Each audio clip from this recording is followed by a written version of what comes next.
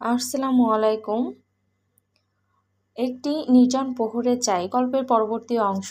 সন্ধ্যা ৭টা বাজে। গোলাপি রঙের বড় পুতুলটা জড়িয়ে ধরে তীব্র মন খারাপ নিয়ে বিছানায় বসে আছে সারা। বিগত ৭ দিনের হিসাব সে মিলিয়ে পারছে না।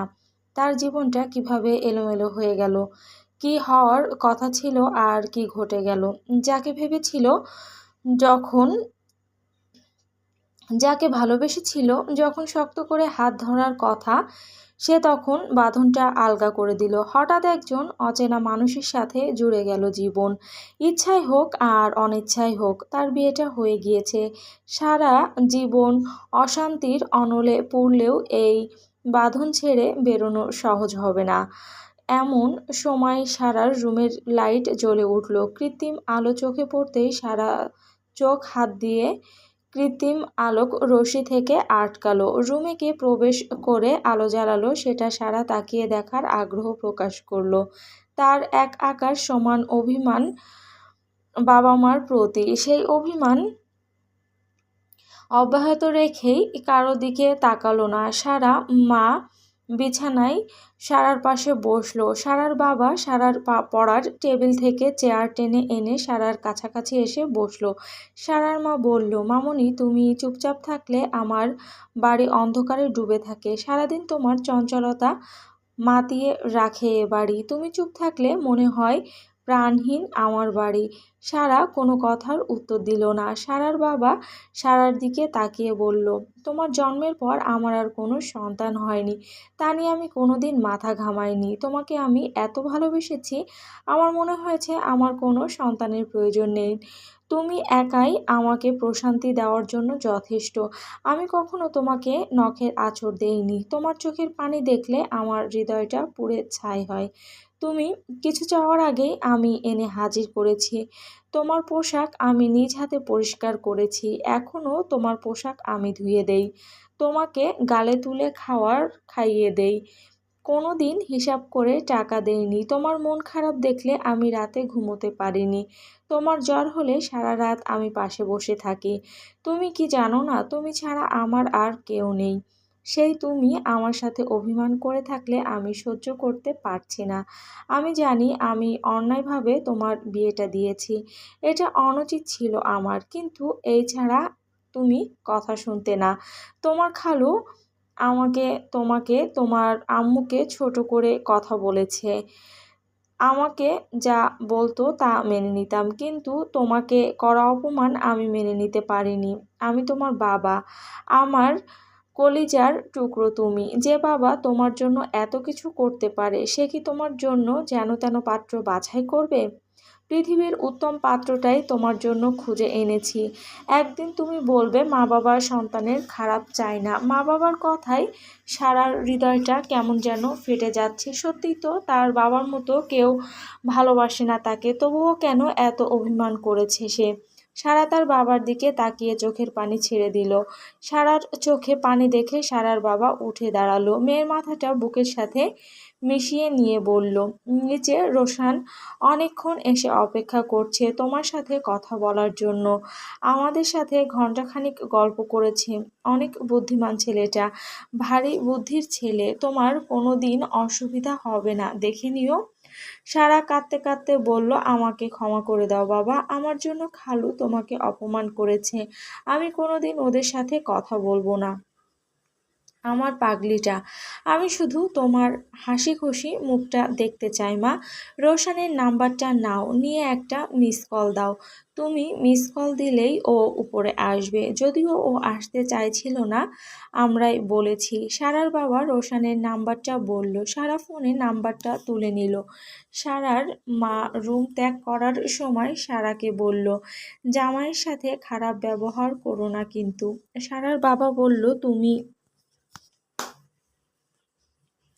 কি নতুন সময়ে আমাকে কম জ্বালিয়েছো। আমি জামাইকে বলে দিয়েছি আমার মেয়ের সব আহ্লাদ সব বায়না সে মাথা পেতে নিবে। বলতে বলতে সারার মা বাবা রুম ত্যাগ করলো। সারা রোশানের নাম্বারে মিস কল দিল। মিনিট দুয়েকের মাঝে দরজায় কেউ টোকা দিল। সারা বুঝতে পারলো রোশান তার দরজায়, তাই বিনা ভনিতায় বলল, ভেতরে আসুন। সারা চোখের পানি মুছে স্বাভাবিক হয়ে জানালার কাছে গিয়ে দাঁড়ালো। খুব সাবধানতা অবলম্বন করল সে। এইবার যেন অন্তত রোশানের সামনে কোনোভাবে লজ্জিত না হয় সে। সারার পরনে কমলা রঙের একটা থ্রি পিস, ফর্সা শরীরে কমলা রঙের আভায় আরও বেশি ঝলমল দেখাচ্ছে সারাকে। জানালার কাচ সরিয়ে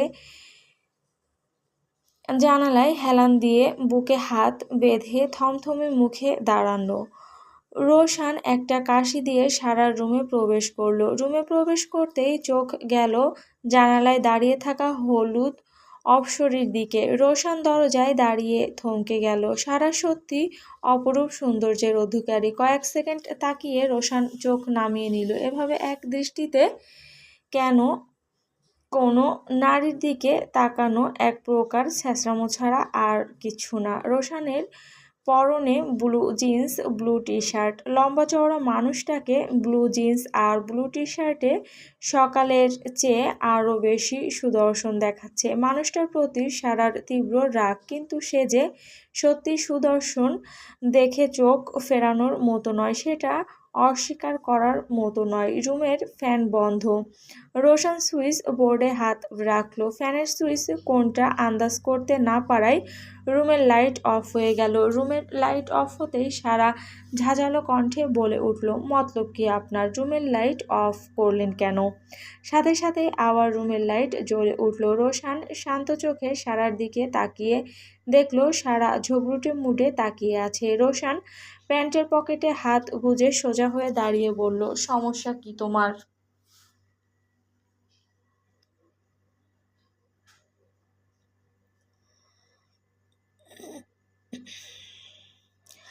এত লাউডলি চিৎকার দিলে কেন?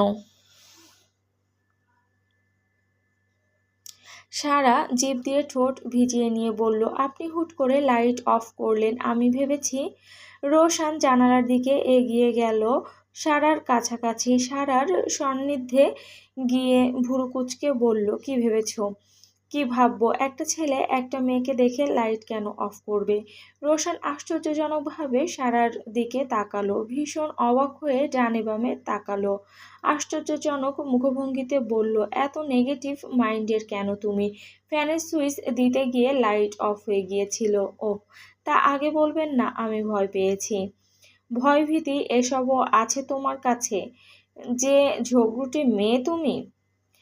আপনি কিন্তু আমাকে অপমান করছেন। বিয়ের পরের দিন সদ্য বিয়ে করা বউকে অপমান করছেন। রোশান আবার রোশান আবারও অবাক হয়ে ভুরু কুঁচকে জিজ্ঞেস করল, বউ? রোশানের মুখে বউ কথাটার রিপিট শুনে সারা লজ্জা পেল।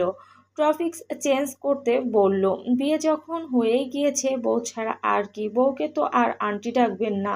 রোশান শান্ত কণ্ঠে বলল, তুমি তো এই বিয়ে মানো না, আবার নিজেকে বউ দাবি করছো? কেমন কেন মানব আমি? আপনি আমার অনুমতি ছাড়া কেন আমাকে বিয়ে করেছেন?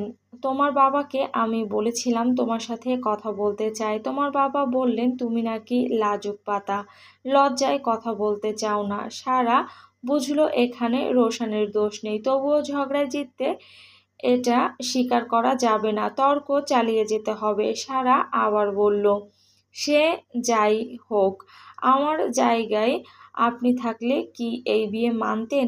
আপনি আমার চেয়ে আরও বেশি বলতেন। তোমার মতো এত ইম্যাচিওর কথাবার্তা আমি কোনোদিনই বলতাম না। তা বলবেন কেন? আপনার আর আমার বয়স তো এক না। আপনি হলেন একজন বুড়ো আর আমি একটা বাচ্চা মেয়ে। এইটুকু বয়সে জুটল একটা সুগার ড্যাডি। রোশানের মাথায় যেন এইবার আকাশ ভেঙে পড়ল, তার মস্তিষ্ক যেন ভোঁতা হয়ে এলো। দিন শেষে কিনা তাকে সুগার ড্যাডি কথাটা শুনতে হলো। রোশান অবাকের চরম পর্যায়ে গিয়ে চোখের চশমা খুলে বলল, হোয়াট? কি বললে? আমি সুগার ড্যাডি? সুগার ড্যাডি ছাড়া কি? একজন বয়স্ক মানুষ আর একটা বাচ্চা মেয়ের বিয়ে হলে সেটাকে সুগার ড্যাডি ছাড়া আর কি বলে? আপনি হলেন চিনি বাবা। পৃথিবীর সমস্ত অদ্ভুত কথাবার্তা দেখছি তোমার কাছে আছে। আজব আজব শব্দভাণ্ডার তৈরির কারখানা তুমি। আমার বয়স কত জানো তুমি? কত হবে? 52 অথবা 54। 29 বছর বয়স আমার। আমার বয়সে অনেকে বিয়েই করেনি, আর তুমি বলছো আমি বুড়ো। সারা মনে মনে বলল, আমাকে এইভাবে বিয়ে করার জন্য এইসবই শুনতে হবে? এইভাবে বয়স কমিয়ে লাভ কি আপনার? আরেকটা বিয়ে করতে চান নাকি? ওটা মেয়েদের অভ্যাস, আমার নয়। আবার আমাকে অপমান করছেন? কিছু বলতে এসেছিলেন? রোশান আবারও চশমা চোখে দিতে দিতে বলল, নাকে ছিদ্র আছে তোমার? রোশানের এমন প্রশ্নে সারা চোখ ছানা বড়া হলো। সে রোশানের দিকে মুখ উঁচিয়ে দিয়ে নাক কুঁচকে বলল, নাকে ছিদ্র নেই মানে? দেখুন কি সুন্দর বড় বড় দুইটা ছিদ্র, চাইলে আপনিও ঢুকে যেতে পারবেন।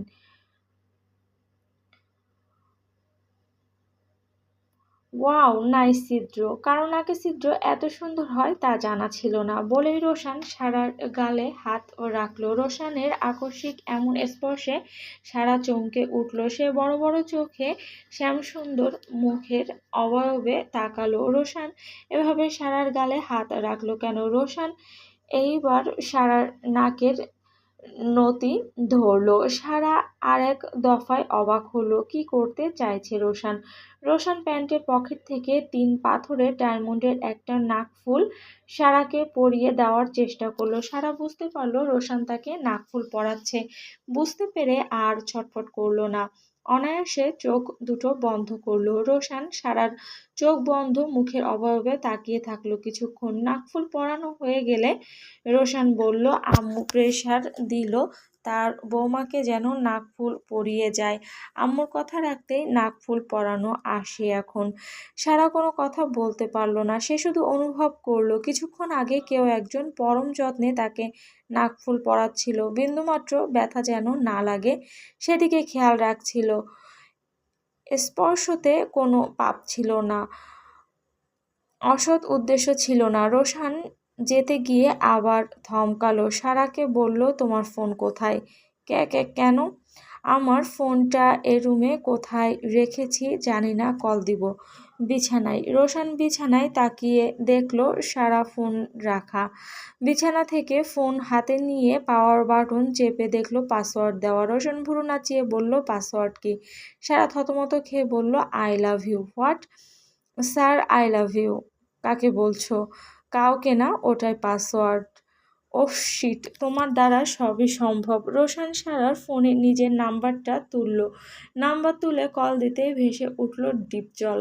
তার নাম্বার ডিপজল নামে সেভ দেখে অদ্ভুত নয়নে সারার দিকে তাকালো।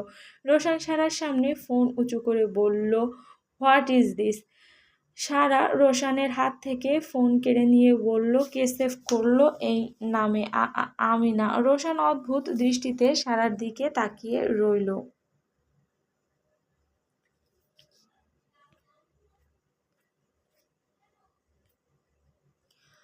দুই ঠোঁটের মাঝ বরাবর সিগারেট চেপে ধরে দুই হাতে ব্যাগ ভর্তি তাজা গোলাপ আর রজনীগন্ধা নিয়ে বাড়িতে প্রবেশ করছে মৃন্ময়। রাস্তায় আসতে আসতে খেয়াল করেনি সে বাড়ির কাছে পৌঁছে গিয়েছে। জানলে লাস্ট সিগারেটটা ধরাতো না সে। মাত্রই 2 টান দিয়েছে। সিগারেটের যে দাম, তাছাড়া মৃন্ময়ের এত পছন্দনীয় খাবার সিগারেট ফেলে দিতেও তো খারাপ লাগছে। এদিক সেদিক উকি দিয়ে দেখলো তার বাবা মা কেউ আছে কিনা। দেখলেই তো বাড়ি থেকে ঝাড়ু দিয়ে পিটিয়ে বিদায় করবে। তাছাড়া অতিরিক্ত টাকা দেওয়া বন্ধ করে দিবে। মেসে থাকে আরামসে, সিগারেট খেতে পারে, কিন্তু বাড়িতে আসলেই ঝামেলা। ছাদ ছাড়া কোনো উপায় নেই। মৃন্ময় বাড়ির পেছনে দাঁড়িয়ে দ্রুত সিগারেট টানছে। সিগারেট টানতে টানতে আচমকা চোখ গেল ছাদের দিকে। মৃন্ময়ের চোখ দুটো আটকে গেল ছাদের কার্নিশে দাঁড়িয়ে থাকা ফুটফুটে একটি মেয়ের দিকে। চাঁদের আলোয় মেয়েটির মলিন মুখ স্পষ্ট বোঝা যাচ্ছে। গোলাকার মুখের গড়ন, কোমর পর্যন্ত লম্বা চুল, গায়ের রং পরিষ্কার। মৃন্ময় সিগারেট ঠোঁটে চেপে ধরে এক নজরে তাকিয়ে আছে মেয়েটির দিকে। মেয়েটি কে? এর আগে তো মৃন্ময়দের বাড়িতে এমন ফুটফুটে মেয়ে দেখেনি। কোনো ভূতপ্রেত নয়তো। এখনই মৃন্ময়ের খেয়াল হলো বাড়িতে ভাড়াটিয়া আসছে। নিশ্চয় ভাড়াটিয়াদের কেউ হবে। মৃন্ময় সিগারেটটা ফেলে ফুলের ব্যাগ হাতে নিয়ে সোজা ছাদে চলে গেল। মৃন্ময় ছাদে পা রাখতেই সর্বপ্রথম নজর দিল মেয়েটির দিকে। মেয়েটি চুপচাপ মলিন মুখে আকাশের দিকে তাকিয়ে আছে, যেন সৃষ্টিকর্তার কাছে মনের সমস্ত দুঃখ নিংড়ে দিচ্ছে। মেয়েটির মলিন মুখ দেখেই বোঝা যাচ্ছে এক রাজ্যের দুঃখ কষ্ট বয়ে নিয়ে বেড়াচ্ছে। মৃন্ময় ভীষণ কৌতূহলী দৃষ্টিতে তাকিয়ে দেখছে মেয়েটিকে। যত দেখছে ততই যেন মায়াবী লাগছে। মুখের আদল মায়ায় ভরা। বয়সও খুব বেশি একটা হবে না, 14 কি 15 হবে। মেয়েটি আর কেউ নয়, তরি। মৃন্ময় নিঃশব্দে তাকিয়ে দেখছে তরিকে। 1 সেকেন্ডের জন্য ও চোখ এদিক সেদিক করেনি। এমন সময় মৃন্ময়ের ফোন বেজে উঠল। ফোনের শব্দে তরি ফিরে তাকালো। মৃন্ময় দ্রুত প্যান্টের পকেট থেকে বের করে ফোন কেটে দিল। তরি দু চোখ মেলে তাকালো তার সামনে দাঁড়িয়ে থাকা লম্বা ফর্সা একজন যুবকের দিকে, যার 2 হাত ভর্তি ফুলের ব্যাগ। ফুলের মিষ্টি সুবাসে মৌ মৌ করছে চারদিক। তরির চোখ মুখে কিছুটা ভয় দেখল মৃন্ময়। তরির ভয় কমাতে মৃন্ময় বলল, ভয় পাবেন না, আমি খারাপ উদ্দেশ্যে এখানে আসিনি। আমি আপনার ক্ষতি করব না। তরি এবার চোখ মুখ স্বাভাবিক করল। সম্পূর্ণ অচেনা একটা ছেলে, আগে পরে কখনো দেখেনি। কিছুটা ঘাবড়ালো তরি। ছাদ থেকে নেমে যাওয়ার চিন্তা করলো। মৃন্ময় ফুলের ব্যাগ ছাদে রেখে বলল, আমি মৃন্ময়, এই বাড়ির ছেলে। আপনাকে তো চিনলাম না, যদি পরিচয়টা দিতেন। তরি মলিন মুখে মিহি কণ্ঠে বলল, আমি তরি, আপনাদের বাড়ির নতুন ভাড়াটিয়া। যিনি বাসা ভাড়া নিয়েছেন উনি আপনার কে হন? প্রশ্ন করল মৃন্ময়। তরি আবারও মিহি কণ্ঠে জবাব দিল, আমার বাবা হন। মৃন্ময়ের মনে হাজারটা প্রশ্ন জাগলো, হাজারটা কৌতূহল জন্ম নিল, কিন্তু সেগুলো প্রকাশ না করে বলল, আপনার বাবার আজ বিয়ে হয়েছে? জি। ফুলগুলো আপনার বাবার বাসর ঘর সাজানোর জন্য এনেছি। আপনার বাবা এই বয়সে বিয়ে করেছে, ভালো কথা। এত ঢং করে বাসর সাজাতে হবে কেন বলুন তো? তরি কোনো জবাব দিল না। মৃন্ময় বুঝতে পারল তরির অস্বস্তি লাগছে। কথাটা বলা তরিকে উচিত হয়নি। তরি মৃন্ময়ের দিকে তাকিয়ে বলল, আমি আসি, বলেই রওনা দিল। মৃন্ময় পিছন থেকে ডেকে বলল, তরি দাঁড়াও। মৃন্ময়ের ডাক শুনে মনে হলো যেন কত যুগের চেনা জানা আছে। তরি পেছন ফিরে তাকালো। মৃন্ময় বলল, তোমাকে আমি আমি তুমি করেই বললাম, একেবারেই পিচ্চি দেখতে তুমি। তরি এবারও কোনো উত্তর দিল না। মৃন্ময় বলল, কোন ক্লাসে পড়ো তুমি? তরি শান্ত কণ্ঠে জবাব দিল, ক্লাস 10-এ। কথাটা বলে মৃন্ময়ের দিকে তাকালো, শান্ত কণ্ঠে জিজ্ঞেস করলো, কিছু বলবেন? ডাকলেন? মৃন্ময় বলল, হ্যাঁ, আমি একটা সিগারেট খাবো। তুমি ছাদের দরজায় দাঁড়াও, কেউ আসলে আমাকে জানাবে। আমার মা বাবা কেউ এদিকে আসলে আমাকে সংকেত দিবে। তরি ভীষণ অবাক হলো মৃন্ময়ের এমন প্রস্তাব শুনে। কি সাংঘাতিক ছেলে! চেনা নেই জানা নেই, সিগারেট খাওয়ার জন্য পাহারা দিতে বলছে। মৃন্ময় তরির মুখের দিকে তাকিয়ে বুঝতে পারল তরির মনে কি চলছে। সে পকেট থেকে সিগারেট বের করতে করতে বলল, অবাক হলে মনে হলো। তরি কিঞ্চিত বিরক্ত কণ্ঠে বলল, তা অবাক হব না, মাত্রই পরিচয়, আর আপনি আমাকে আপনার সিগারেট খাওয়ার জন্য পাহারা দিতে বলছেন। মৃন্ময় মৃদু হেসে লাইটার দিয়ে সিগারেটটা ধরিয়ে বলল, আমি এমনই, বুঝলে, যাকে ভালো লাগে 2 মিনিটে নিজের করে নেই, যাকে তাকে তো আর ভালো লাগে না। তরি ওড়নার মুড়ো দিয়ে নাক চেপে ধরল। মৃন্ময় সিগারেট টান দিয়ে নাক দিয়ে গলগল করে আকাশের দিকে ধোঁয়া ছেড়ে বলল, সিগারেটের গন্ধ সহ্য করতে পারো না? না। মৃন্ময় ঘুরে দাঁড়ালো, ঘুরে দাঁড়িয়ে সিগারেট টানতে টানতে বলল, তা আগে বলবে না?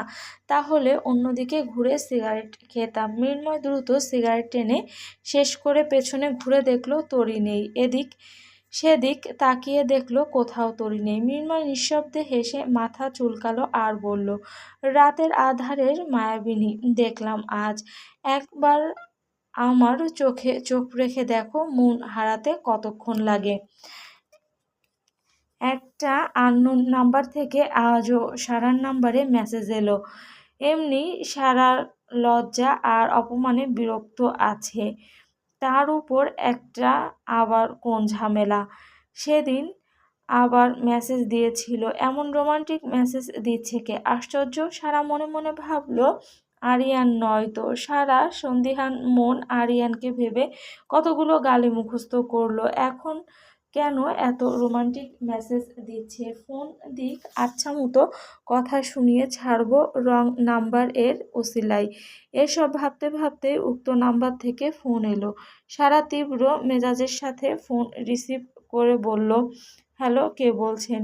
সারা কয়েকবার হ্যালো হ্যালো করলো, তবু ওপাশ থেকে কোনো সাড়া শব্দ এলো না। সারার কাছে আশ্চর্য লাগলো বিষয়টা। সে সমস্ত রুম জুড়ে পায়চারি করে বেড়াচ্ছে, এমনি সারার মিনিটে মিনিটে রেগে যায়। তার উপর এই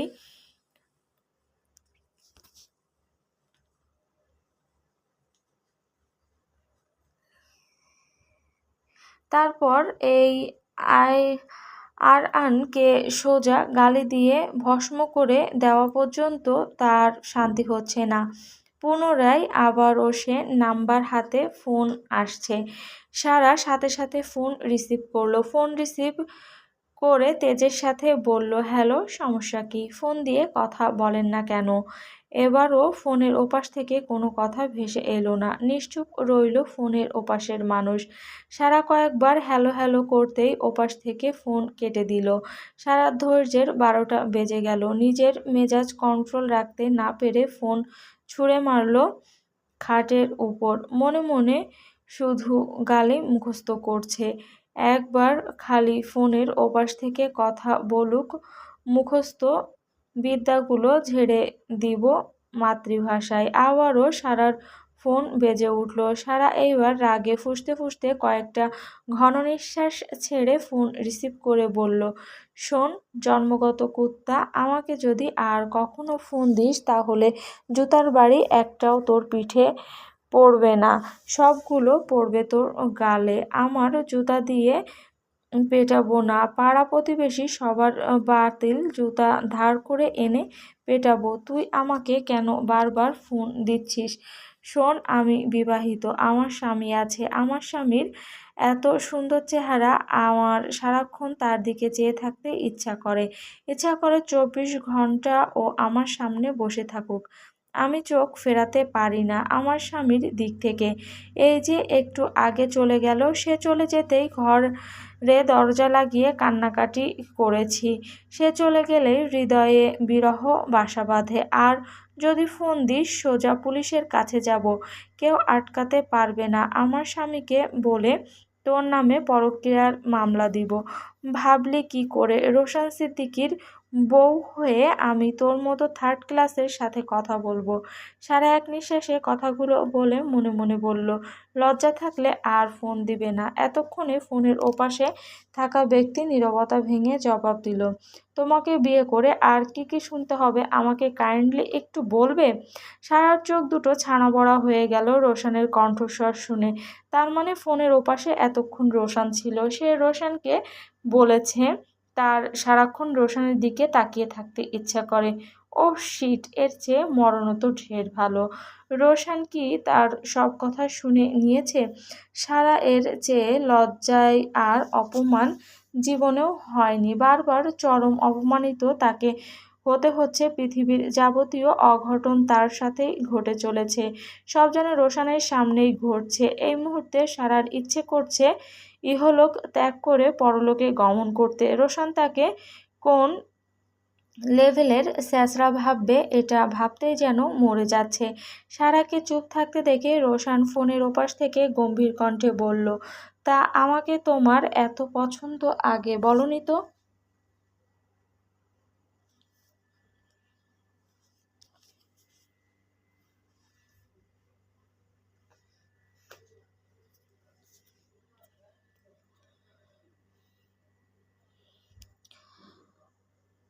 ফোনের ওপাশ থেকে থমথমে পুরুষালী কণ্ঠের এমন কথার জন্য কিঞ্চিৎ পরিমাণ প্রস্তুত ছিল না সারা। তবে এই মুহূর্তে অনুভব করতে পারছে ফোনের ওপাশ থেকে এমন অপমানজনক অনেক কথাই তাকে হজম করতে হবে। ফোনের ওপাশ থেকে রোশানের ছুড়ে দেওয়া প্রশ্নের কোনো জবাব তাৎক্ষণিকভাবে সারা দিতে পারল না। সে থম মেরে রইল। এই মুহূর্তে কি উত্তর দিয়ে চরম অপমানের হাত থেকে রক্ষা পাওয়া যায় সেই কুটিল বুদ্ধি আটছে। যেভাবেই হোক, ঝগড়া করে হোক, তর্ক করে হোক, এই অপমানের হাত থেকে রক্ষা পেতেই হবে। সারাকে চুপ থাকতে দেখে রোশানের দিক থেকে দ্বিতীয় অপমানজনক প্রশ্ন বিস্ফোরিত হলো। রোশান আবারও বলল, কি ব্যাপার? কি মিথ্যা গুছিয়ে বলা যায় সেই প্ল্যান করছো? সারা এইবার যেন চমকালো। হৃদয় একটা হতাশায় কেঁপে উঠল। কারণ সে মনে মনে যা ভাবছে তা বিপরীত পাশের মানুষ সেটা টের পেয়ে গিয়েছে। নিজের মনের খারাপ ভাবনা বিপরীত পাশের মানুষ টের পেয়ে যাওয়া হলো জীবনের আরেকটা মহাবাস। সারা এভাবে হেরে যেতে নারাজ। অপমানের চিনচিন ব্যথা বুকে নিয়ে সে গর্জে উঠে বলল, শখ কত? ওনার মতো অসম্ভব বুড়ো মানুষ কিনা হবে আমার পছন্দের মানুষ? মানুষের শখ দেখে আশ্চর্য হই আমি। ফোনের ওপাশ থেকে কয়েক সেকেন্ড নীরবতা ভেসে এসো। রোশান আবারও থমথমে কণ্ঠে জবাব দিল, আমি একটুও আশ্চর্য হচ্ছি না তোমার মিথ্যা শুনে। তুমি যে মিথ্যা বলবে এটা আমি কনফার্ম ছিলাম। বাই দ্য ওয়ে, বুড়ো আবার অসম্ভব হয় কি করে? রোশানের প্রতিটা কথা যেন বিস্ফোরণ ঘটাচ্ছে সারার দেহ মনে। সে আবারও ফুঁসে উঠে ঝাঁঝালো কণ্ঠে বলল, অসম্ভব রকমের বুড়ো মানে হলো ভীষণ বুড়ো, মানে অনেক বুড়ো। ওহ আচ্ছা। আর শুনুন, এত আনন্দিত হওয়ার মতো কোনো ঘটনা ঘটেনি যে আনন্দে গদগদ হচ্ছেন। আমাকে একজন ডিস্টার্ব করছিল।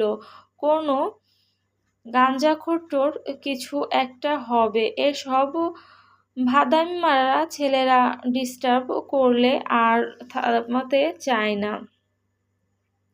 এসব ভাদাইম্মা ছেলেরা ডিস্টার্ব করলে আর থামতে চায় না। আমি যে তার সাথে কথা বলতে আগ্রহী নই বা জীবনেও কথা বলবো না এটা বোঝানোর তাগিদে আপনার নামে আল্লাহর দুনিয়ার মিথ্যা বলেছি। বানিয়ে বলেছি যেন আমাকে আর ডিস্টার্ব না করে। তার মানে স্বীকার করছো তুমি মিথ্যাটা খুব সুন্দরভাবে বলতে জানো। সারার মাথায় আবারও বজ্র পড়ল।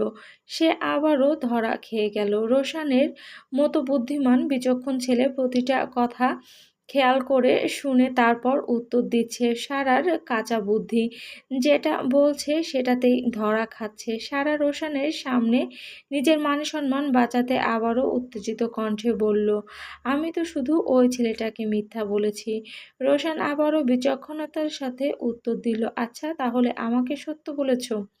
সারা পড়ল মহাবিপদে। প্রতিটা কথার জালে ফেঁসে যাচ্ছে। বিরক্ত হয়ে জবাব দিল, আরে ধুর, আপনাকেও মিথ্যা বলেছি। রোশান এবার গম্ভীর কণ্ঠে বিদ্রূপের সুরে বলল, ইউ আর গ্রেট।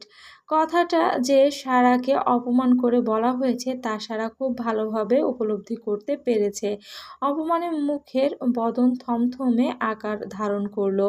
সারা আবারও গর্জে ওঠা কণ্ঠে বলল, আপনি কি এতই সুদর্শন আর সুপুরুষ নাকি যে আমার সারাদিন চেয়ে থাকতে ইচ্ছা করবে? নায়ক আমির খান আসলেও তো আমি সারাদিন চেয়ে থাকবো না। আর সেখানে আপনি কে? আমি জীবনেও কোনোদিন আপনাকে পছন্দ করব না, এটা মাথায় রাখুন।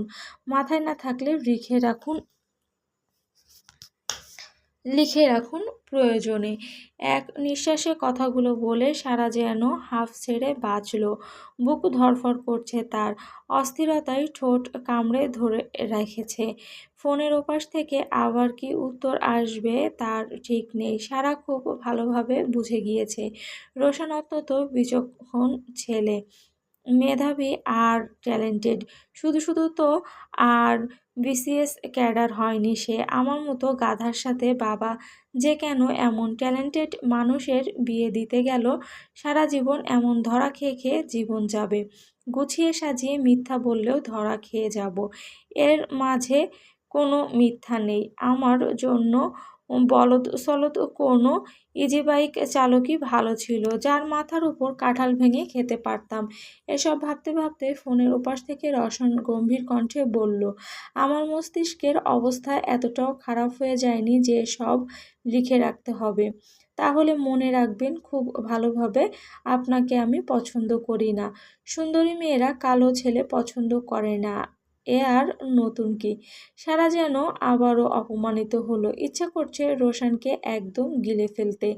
যাতে যাচ্ছে তাই ধরনের বাজে লোক একটা। নিজে জানে অনেক সুদর্শন দেখতে, জেনেও এমন একটা ভাব নিয়ে অপমানিত করার কি দরকার? সারা এসব কথার টপিকস এড়াতে বলল, ফোন কেন দিয়েছেন জানতে পারি? মাত্রই তো গেলেন। রোশান একটা শীতল নিঃশ্বাস ছেড়ে বলল, রাতের খাবার খেয়েছো? রোশানের এই প্রশ্নে সারার হৃদয় কিছুটা চমকালো। চোখ দুটো ছানা বড়ার মতো হয়ে গেল। এতক্ষণ ধরে কিনা সে যার সাথে ননস্টপ ঝগড়া চালাচ্ছিল, সে কি সুন্দর তার কাছে খাবার খেয়েছে কিনা জিজ্ঞেস করছে। এই গম্ভীর মানুষটার কয়টা রূপ আল্লাহ জানে। কেমন তেড়ামার্কা কথা বলে, তার মাঝে আবার যত্নশীল কথাবার্তা। এটা কি অপমানের নতুন টেকনিক? সারা বুঝে উঠল না রোশানের মতিগতি, তাই আগের রূপে স্থির থেকেই জবাব দিল, এটা জিজ্ঞেস করতে ফোন দিয়েছেন? রোশান সব সময় থমথমে মুডে থাকে, সে প্রতিটা কথার উত্তর থমথমে মুডেই দিচ্ছে। এবারও থমথমে মুডে বলল, তাহলে কি জিজ্ঞেস করলে ভালো হতো? সারা এবার থতমত খেয়ে উত্তর দিল, না মানে জাস্ট এটুকু জিজ্ঞেস করতেই ফোন দিয়েছিলেন? Let me finish. সারা কৌতূহলী কণ্ঠে জিজ্ঞেস করলো, কি ফিনিশ করবেন? রোশান আগের ন্যায় থমথমে মুডে উত্তর দিল, কথা শেষ করার আগেই এত প্রশ্ন করো কেন? প্রয়োজনের চেয়ে অতিরিক্ত বেশি কথা বলো তুমি। বাক স্বাধীনতায় হস্তক্ষেপ করবেন না। আপনার মতো পাকা ধানে মই যায়নি আমার, তাই চুপ থাকবো। মুখ পোড়া বুড়ো কোথাকার। রোশান এইবার চোয়াল শক্ত করে বলল, দিস ইজ টু মাচ। বই পড়তে বসেছিলে? না। কেন? সারার মাথায় এইবার দুষ্টুবুদ্ধি আঁটল। সে বুঝে গিয়েছে রোশান কোন ধরনের ছেলে। তাকে চেতানোর জন্য কি বলা উচিত? সারা মনে মনে বলল, আমাকে তীব্র অশান্তি দিয়ে বিয়ে করার কি জ্বালা তা হাড়ে হাড়ে টের পাবেন। সারা নাটকীয় ভঙ্গিমায় বলল, কিভাবে পড়ব? আমি সদ্যবিবাহিত এক নারী, বিয়ের সাথে বই পড়ার কি সম্পর্ক? রোশান এবারও চোয়াল শক্ত করে কথাটা বলল। রোশানের কথা শুনে সারা আবারও নাটকীয় স্বরে বলল, বর যদি ঘন ঘন আসে তাহলে কি আর পড়াশোনা হয় স্যার? আপনি বুঝবেন না, পুরুষ মানুষ নতুন বিয়ে করলে কি দুষ্টুমি করে তার বউয়ের সাথে। সারা এইসব নির্লজ্জ কথায় রোশানের মস্তিষ্ক ভো ভো করছে। সে তো সারার ওখানে একবারই গিয়েছে, তাহলে এসব বলছে কেন সারা? সে কান থেকে ফোন সরিয়ে কিছুক্ষণ দম নিয়ে কৌতূহলী কণ্ঠে জিজ্ঞেস করলো, বর ঘন ঘন আসে মানে? সারা মলিন কণ্ঠে বলল, বুঝবেন না স্যার, নতুন বর এত সুন্দর বউ রেখে কি দূরে থাকতে পারে? নতুন বউয়ের কাছে তো ঘন ঘন আসবেই। ছেলে মানুষ যে অস- ছেলে মানুষ যে অসভ্যের অসভ্য আপনি তো বোঝেনি। বর আসলে তাকে সামলাবো নাকি বই পড়বো তাই পড়তে বসিনি। রোশান চোখের চশমা খুলল, তার মাথা ভো ভো করে ঘুরছে। তার সদ্যবিবাহিত বউ যে এক ধাপ উপরে তা বুঝতে বাকি নেই। রোশান নিজে সম্পর্কে এমন অদ্ভুত কথাবার্তা জীবনে প্রথম শুনল। আগে পরে সে কাউকে এমন সুযোগ দেয়নি। কয়েকটা শুকনো কাশি দিয়ে চাপা কণ্ঠে বলল, তুমি না? আমি কি স্যার? ন্যারো মাইন্ডেড পুরোই। আমি কি করেছি? রোশান চাপা কণ্ঠে উত্তর দিল, কিছু না। সারা আরেকটু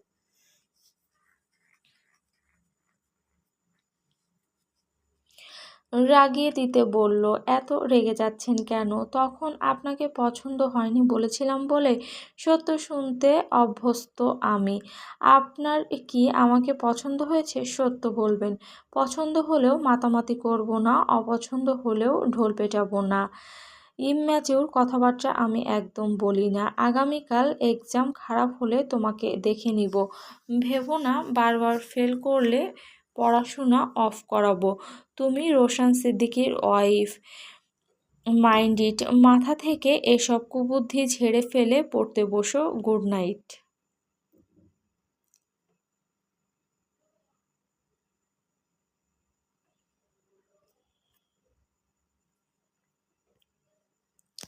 মৃন্ময় হেলে দুলে ছাদ থেকে নামছে, দুহাতে দুটো ফুলের ব্যাগ নিয়ে। দোতলায় নামতেই মুখোমুখি হলো পিহুর সাথে।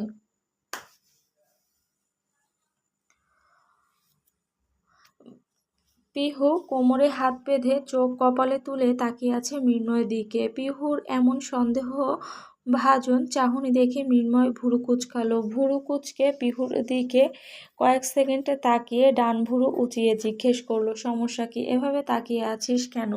তোর চাহনি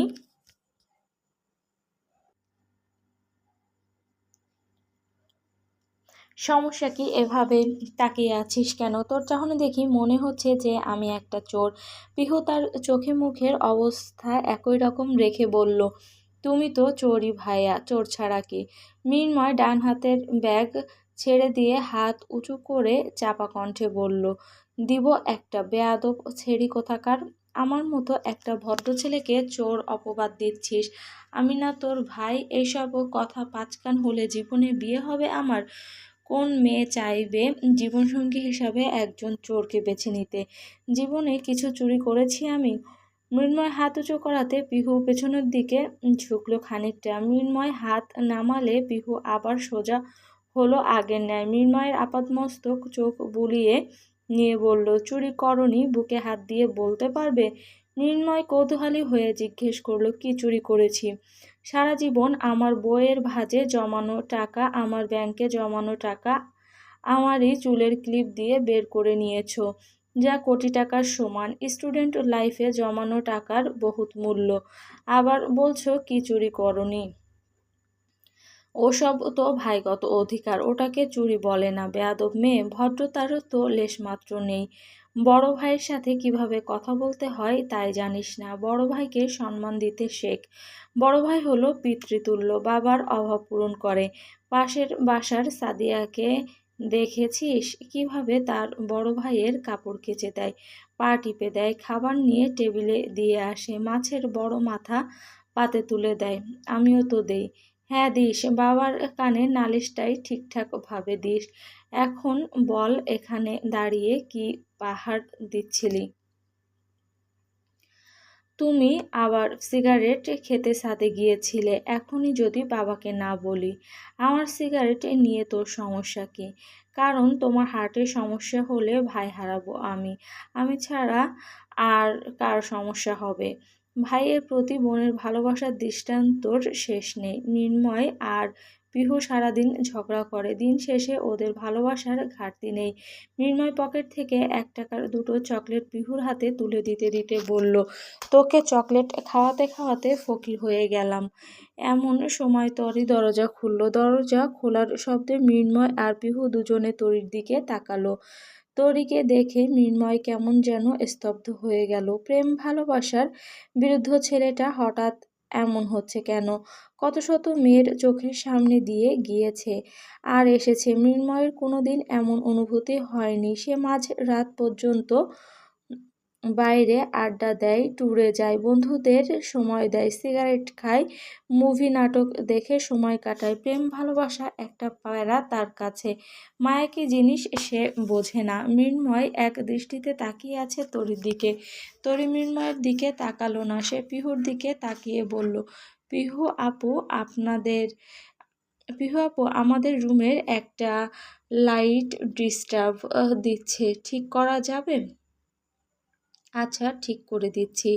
তাহলে ভেতরে আসুন বলেই তরি আবার রুমে প্রবেশ করলো। তরি চলে গেলে মৃন্ময় তরির পরিচয় সম্পর্কে শিওর হতে আবার জিজ্ঞেস করলো, মেয়েটা কে রে? পিহু ফিসফিস করে বলল, ওর বাবা বিয়ে করে এনেছে। আমার হাতে 5,000 টাকা দিয়ে বলেছে যেন ভালো করে বাসর ঘর সাজিয়ে দেয়। মৃন্ময় খানিকটা অবাক হয়ে বলল, সত্যি কি ওর বাবা ওর বয়সী মেয়ে বিয়ে করেছে? হ্যাঁ ভাইয়া, একদম বয়স কম একটা মেয়ে, তাও রিলেশন করে। সে মেয়ে ভালোবেসে পালিয়ে এসছে। তাই নাকি? চল গিয়ে দেখে আসি। তরি ডাইনিং গোছাচ্ছে, তখনই মৃন্ময় আর পিহু প্রবেশ করলো। পিহুই আগে কথা বলল, তরিকে বলল, তোমার ঘর সাজাতে আসছি। তরি, চলো যাই। আমি যাব না, আপনারা যান। তুমি না গেলে হবে? একা একা কি করবে এখানে তুমি? আমার ঘর সাজানো নিয়ে কোনো আইডিয়া নেই, আমি কিছুই বুঝি না। তোমাকে বুঝতে হবে না, চলো তোমার বাবার রুমে। এমন সময় হাসি খুশি মুডে জুবায়ের আহমেদ আর তার নতুন ওয়াইফ দিশা বেরিয়ে এলো। জুবায়ের আহমেদ হাসি খুশি মুখে বলল, এই নাকি তোমার বড় ভাই?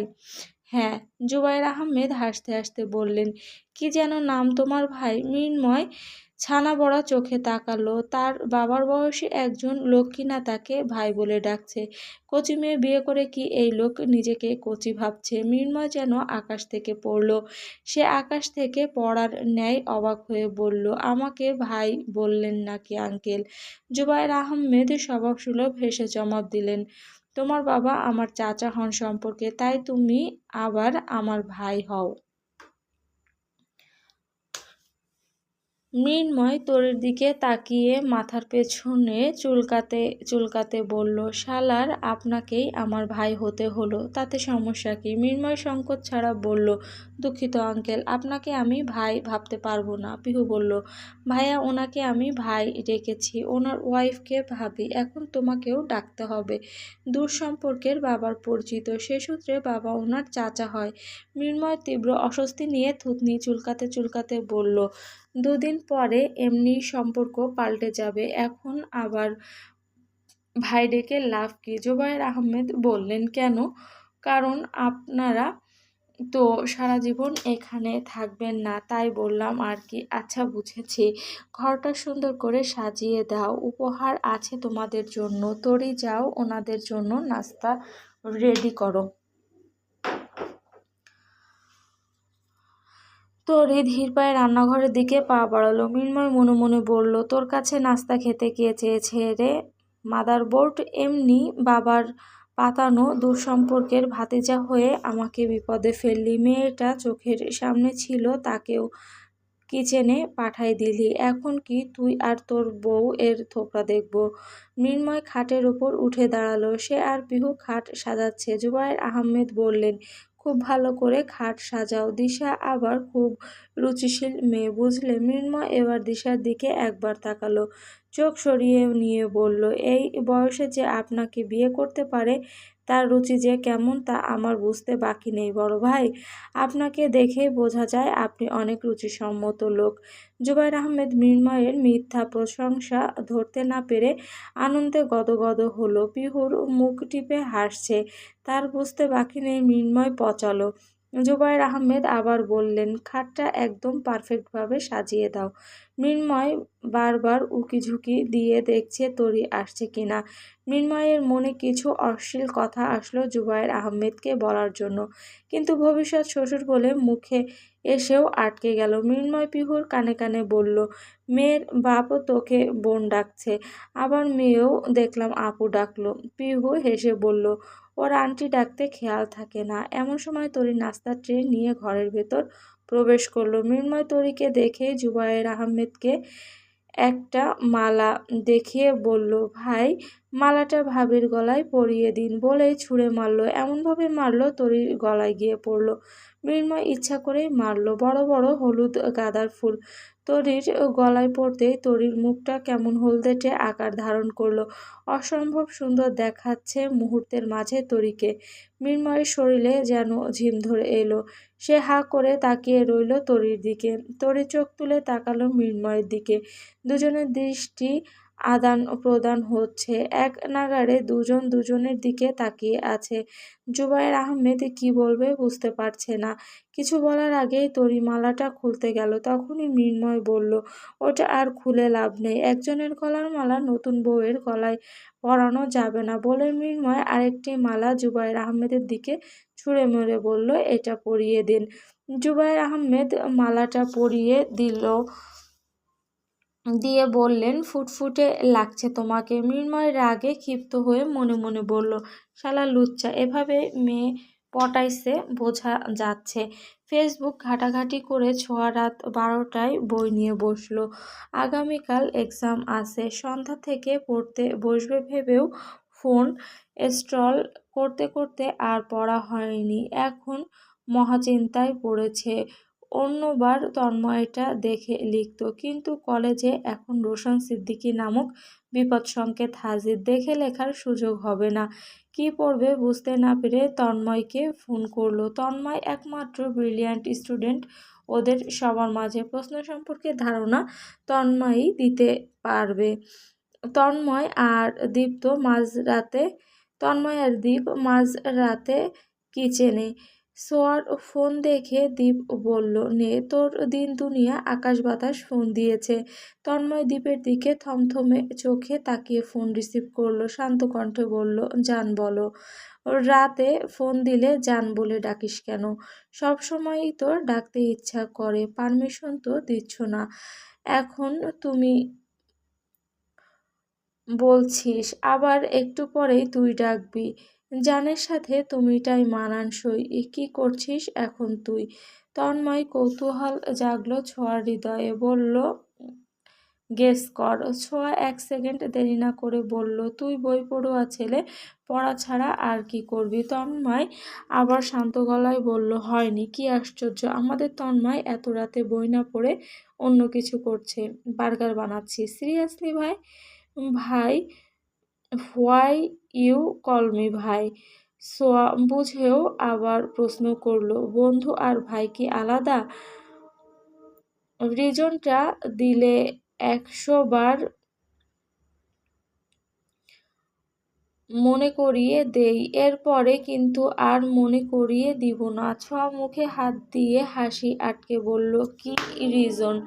তোকে আমি বান্ধবী বা বোন এইসব কোনো নজরে দেখি না, হৃদয়ের রানীর নজরে দেখি। তুই তো আমার জান পাখিটা।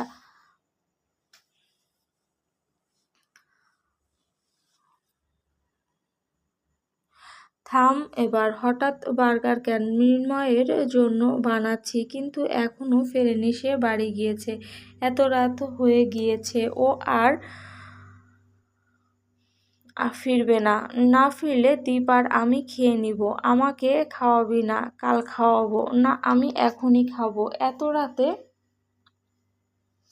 রাস্তায় তো কিছুই নেই, হেঁটে যেতে যেতে সকাল হয়ে যাবে। আমি জানি না তন্ময় এখনই বার্গার চাই।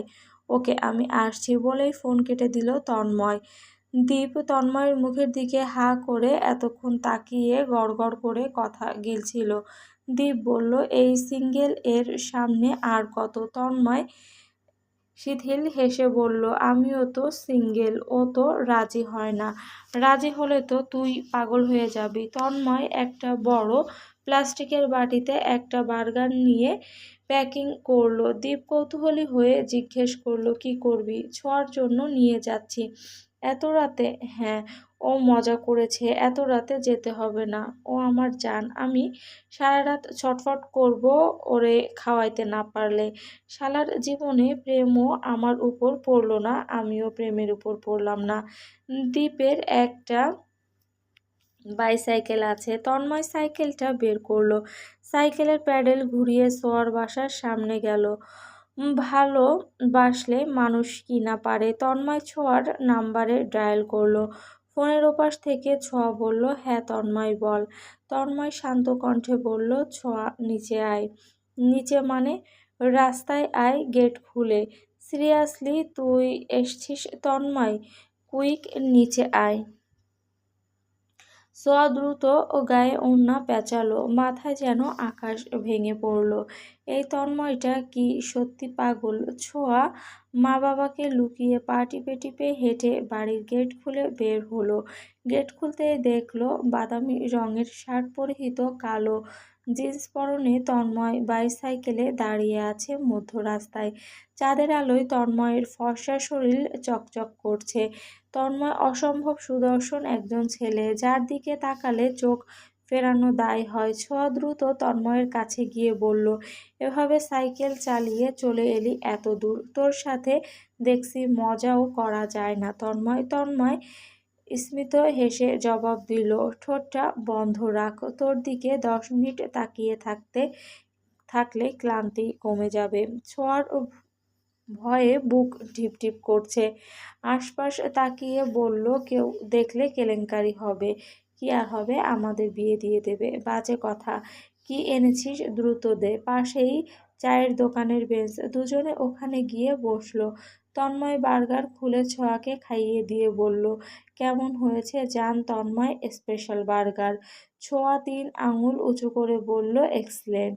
বাট ভুলেও অন্য মেয়েদের বলিস না তন্ময় স্পেশাল বার্গার, মেয়েরা তোকে খেয়ে ফেলবে।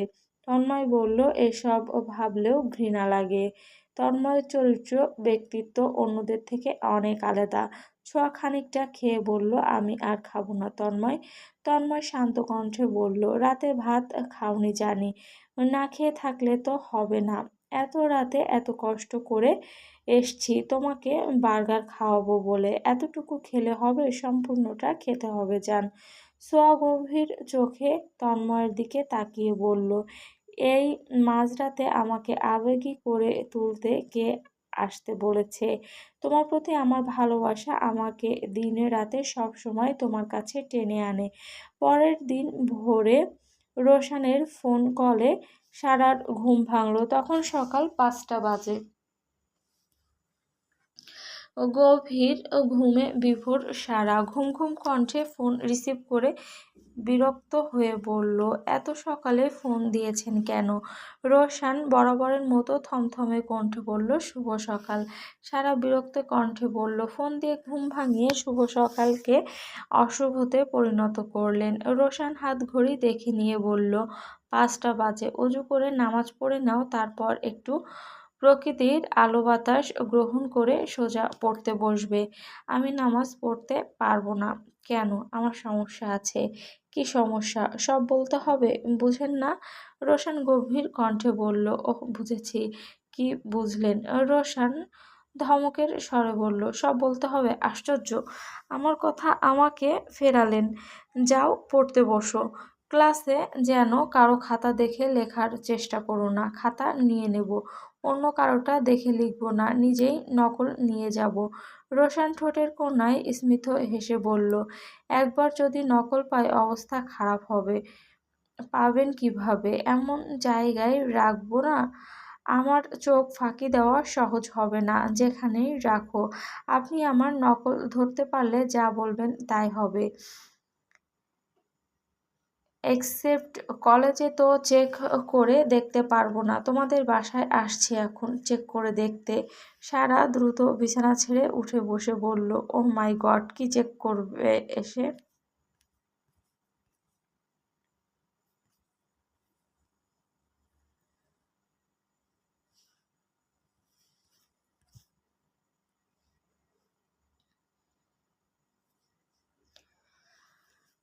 সাত সকালে সারা পড়ল মহাচিন্তায়। রোশান কি এখন সত্যি আসবে, নাকি শুধুই ভয় দেখালো? এদিকে ঘুমে টলমল করছে 2 চোখ, অপরদিকে যদি রোশান আসে সেই চিন্তা। 2 চোখ ভর্তি ঘুম নিয়ে সারা দুঃখী দুঃখী মন নিয়ে বিড়বিড় করছে, বাবা যে কেন এমন সিরিয়াস মানুষের সাথে বিয়েটা দিয়ে দিল? একে তো কথাবার্তায় রসকস নেই, গম্ভীর। অন্যদিকে সব বিষয়ে সিরিয়াস, কথা বললেই ভুল ধরে। অন্যদিকে মন যে উল্টাপাল্টা কিছু বলবো তাতে সে সম্পর্কে হয় টিচার। এসব ভাবতে ভাবতে সারা আবার শুয়ে পড়ল। গায়ে পাতলা কাঁথা জড়িয়ে মুড়ি দিয়ে গভীর ঘুমে তলদেশে প্রবেশ করল। আরও ঘণ্টাখানিক অতিবাহিত হলো। ঘড়িতে সকাল 6টা বাজে। সারার কর্ণকুহরে কোনো একটা আওয়াজ প্রবেশ করে মস্তিষ্কে ঘুমের ব্যাঘাত ঘটাচ্ছে। প্রথম অবস্থায় সারার কাছে তা নেহাত স্বপ্ন মনে হলেও 5 মিনিটের মাঝে সে আবিষ্কার করল এটা স্বপ্ন নেই।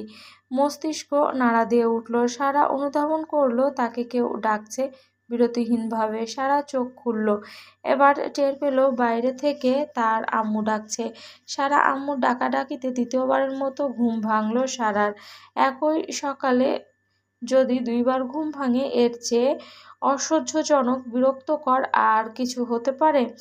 ঘুম কাতুরে মেয়েটা ঘুম থেকে উঠে বিছানা ছাড়ল। চোখ ডলতে ডলতে দরজা খুলে বিরক্তির সাথে মোটা কণ্ঠে বলল, কি ব্যাপার আম্মু, এত সকালে ডাকাডাকি করছো কেন? ঘুমোতে দাও আমাকে, সারা রাত জেগে বই পড়েছি। সারার আম্মু মেয়ের কথায় ডাগর চোখে মেয়ের দিকে তাকালো। একটা মানুষ কতটা অবাক হলে ডাগর চোখে হাঁ করে তাকিয়ে থাকতে পারে মেয়ের এমন চাহনিতে সারা বুঝতে পারল তার বলা ডাহা মিথ্যে কথা আম্মু এক বিন্দু বিশ্বাস করেনি। সারা কপাল কুঁচকে বলল, ওভাবে তাকিয়ে আছো কেন, যেন আমি মিথ্যা বলছি? সারার আম্মু গম্ভীর মুখে বলল, চন্দ্র সূর্য আজকাল কোন দিক দিয়ে উঠেছে খেয়াল করে দেখতে হবে। মাতৃভাষার অপমানটা সারার গায়ে লাগলো। সারা এইবার গলার খাদ উপরে তুলে বলল, কি আশ্চর্য আম্মু, সাত সকালে কি আমাকে অপমান করার উদ্দেশ্যে ঘুম থেকে উঠেছ? ঘুমটাও ভাঙিয়ে দিলে। একে তো আমার ঘাড়ে ঝুলিয়ে দিয়েছ মুখ পোড়া এক বুইড়া, সেও ঘুমের 12টা বাজিয়ে দিয়েছে। সারার আম্মু চট করে সারার হাত চেপে ধরে বলল, আস্তে কথা বলো, রোশান এসছে। বলেই সারার আম্মু সরে দাঁড়ালো। সাথে সাথে সাইড থেকে রোশান বেরিয়ে এলো। রোশানকে দেখেই সারার চোখ কপালে উঠে গেল। মানে এই অসহ্য লোকটা সত্যি সত্যি এসেছে?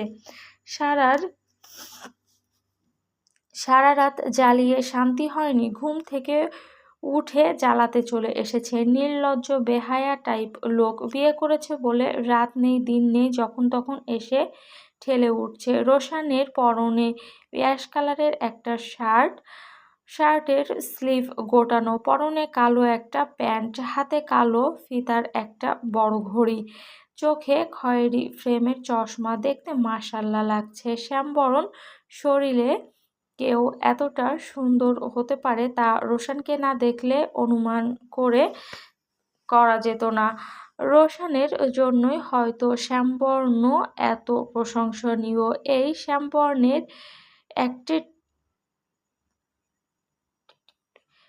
শ্যামবর্ণের অ্যাটিটিউডে ভরা মুখের দিকে তাকিয়ে এক পলকে মন হারিয়েছে কতজন তার ঠিক নেই।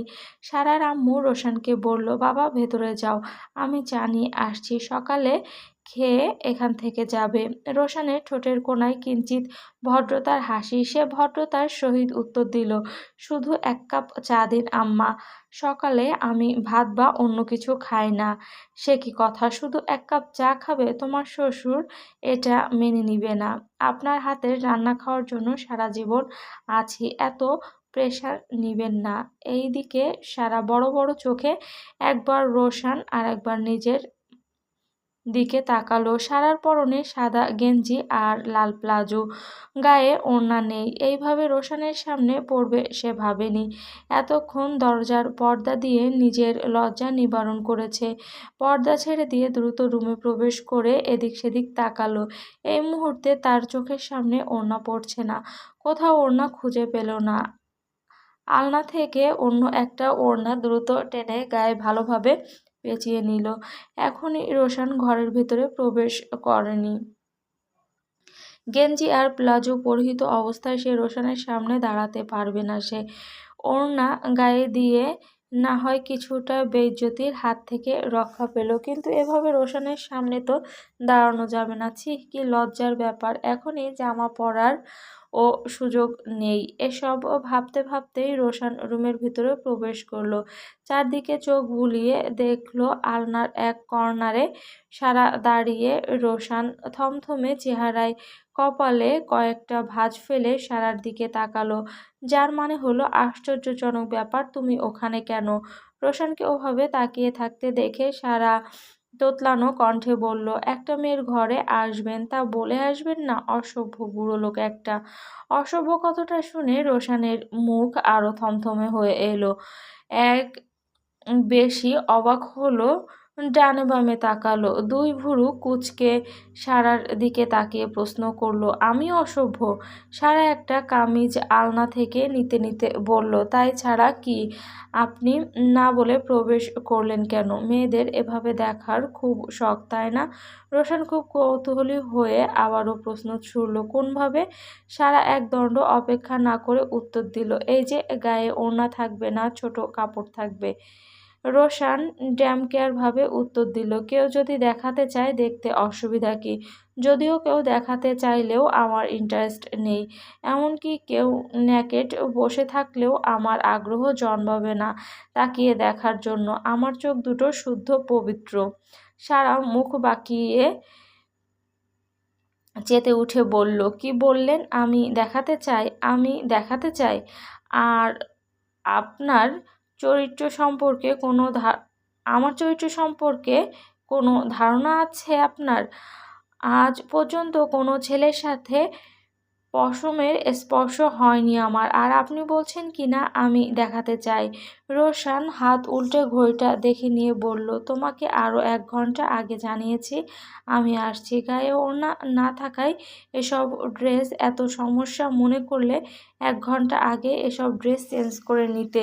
সারা এবার থতমত খেয়ে বলল, আমি কি জানতাম নাকি আপনি এই সাত সকালে চলে আসবেন? এত সকালে কি চাই আপনার?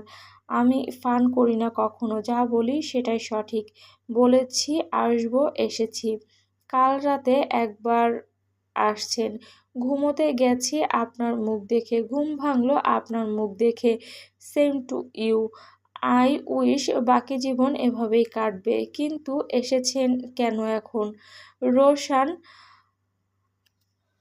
আলনার দিকে এগিয়ে গেল। একদম কর্নারে আলনা। রোশানকে এগিয়ে আসতে দেখে সারা আবারও তোতলানো কণ্ঠে বলল, এদিকে কোথায় আসছেন আপনি?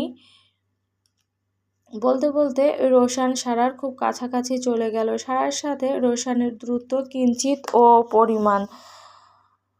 সারা বুঝতে পারছে না রোশানের মতিগতি। রোশান এক দৃষ্টিতে তাকিয়ে আছে সারার দিকে। রোশানকে ওভাবে তাকিয়ে থাকতে দেখে সারা জিভ দিয়ে ঠোঁট ভিজিয়ে নিয়ে ঘন ঘন চোখের পাপড়ি ফেলে বলল, কি দেখছেন? রোশান মোলায়েম কণ্ঠে জবাব দিল, তোমাকে। কথাটা শুনে সারা চমকালো। সে পুনরায় আবারও সেম প্রশ্ন করল, আমাকে? হ্যাঁ। কিভাবে নকল লুকিয়ে রাখো সেটাই দেখতে এসছি। সারা বুঝতে পারল না রোশান আসলে কি করতে চাইছে। সে আবারও বলল, মানে? তুমি না বললে কোথায় নকল রাখবো টের পাবো না আমি? সে কি এখন নাকি? এখন কি পরীক্ষা হচ্ছে নাকি যে এখন নকল করব? মনে করো টেস্ট এক্সাম হচ্ছে, নকলের টেস্ট এক্সাম। দেখি নকলে কেমন এক্সপার্ট। নকল করে লুকাও, দেখি ধরা পড়ো কি না। এটা কি পরীক্ষার হল নাকি যে আমি নকল করব? নকলের আবার টেস্ট এক্সাম? জীবনে প্রথম শুনলাম। সমস্যা কি? তোমার হাজব্যান্ড যখন টিচার, বেডরুমে একটা টেস্ট এক্সাম হলে সমস্যা কি? কুইক, নকল টকল যা করবা করে লুকাও, রিহার্সাল করে যাও, যাতে মেইন ক্লাসে গিয়ে ধরা না পড়ো। সারা মুখ বাঁকিয়ে বলল, ধরা আমি জীবনেও পড়ব না। রোশন তাচ্ছিল্যের সাথে স্মিত হেসে জবাব দিল, তাই নাকি? সারা টেনে টেনে বলল, হ্যাঁ তাই।